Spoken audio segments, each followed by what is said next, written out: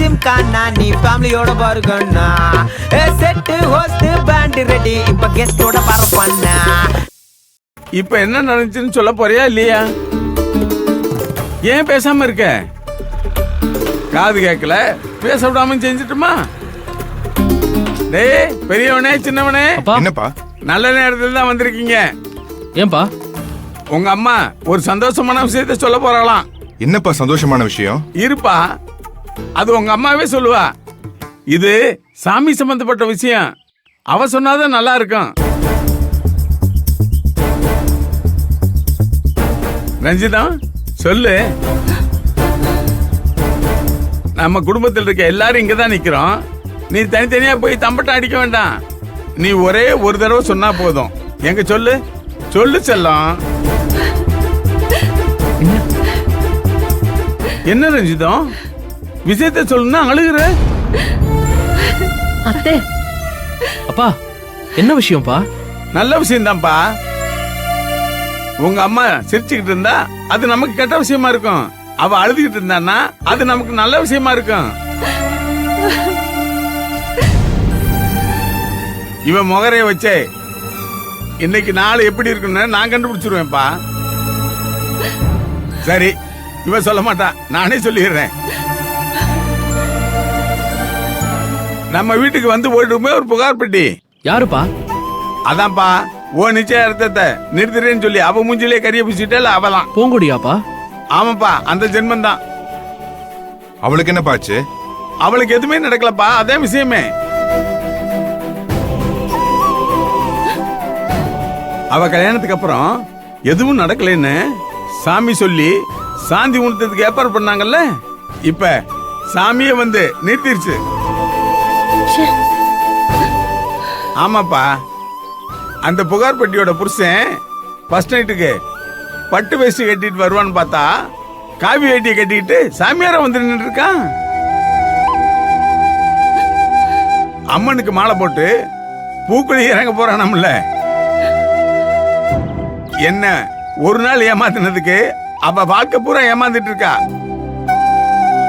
எனக்கு நடக்கிறதெல்லாம் பாக்குறப்ப அவ ஆம்பளை தான் கல்யாணம் பண்ணாலான்னு சந்தேகமா இருக்குப்பா.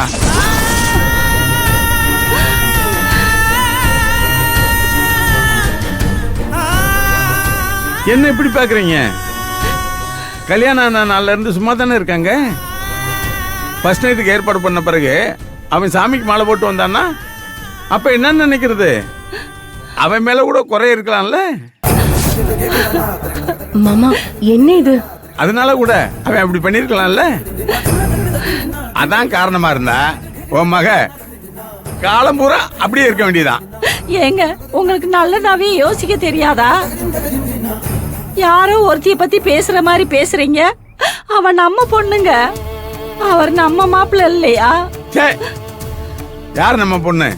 அவதான் செத்து போயிட்டால. ஏய், எவ புருஷனவே என் வீட்டு மாப்பிள்ளன்னு சொல்ற? இந்த பார், இப்ப சொல்றேன் கேட்டுக்க. எனக்கு 2 பசங்க மட்டும்தான். அவங்க என் கண்ணு முன்னால் நிக்கிறாங்க, நல்லா பாத்துக்க. அப்பயும் ஆத்தால விட்டுட்டு ஆசைக்கு உன்னவெல்லாம் பிள்ளைன்னு சொன்ன உன்னை கொன்னே போட்டுருவேன். அப்படியாவது செய்யுங்க. இப்படி கொஞ்சம் கொஞ்சமா சாகுறதுக்கு அப்படியே நிரந்தரமா போயிடுறேன். அப்படியெல்லாம் உன்னை சாக விட மாட்டேன். அவளை பெத்ததுக்கு தண்டனை கொடுக்க வேண்டாம். ஆமா, அவளை நான் மட்டும்தான் பெத்தேன் பாருங்க. அவ பிறந்ததுல உங்களுக்கு எந்த சம்பந்தமும் இல்ல பாருங்க. அதுக்குதான் நான் தண்டனை அனுபவிச்சுட்டு இருக்கேன். எங்க போனாலும் எனக்கு குடைச்சல் கொடுத்துட்டே இருக்காளே, அது பத்தாதா? அந்த தோஷத்தை கழிக்கத்தான் தலை முழுகிட்டேன். அவ இன்னும் என்னெல்லாம் சீரழிய போறான்னு நானும் பார்க்கத்தான் போறேன். நான் மட்டும் இல்ல, நீயும் பார்க்கத்தான் போற. பார்க்காம உன்னை கொல்ல மாட்டேன், நீ செத்து போயிடாத. ஏய், எங்க திரும்ப? ஐயோ, திரும்ப திரும்ப.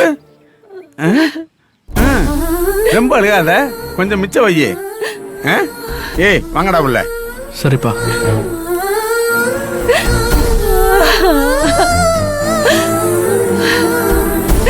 அத்தை இங்க பாருங்க, அழாதீங்க அத்தை. மாமாவை பத்தி தான் உங்களுக்கு தெரியும்ல அவர் எப்பவுமே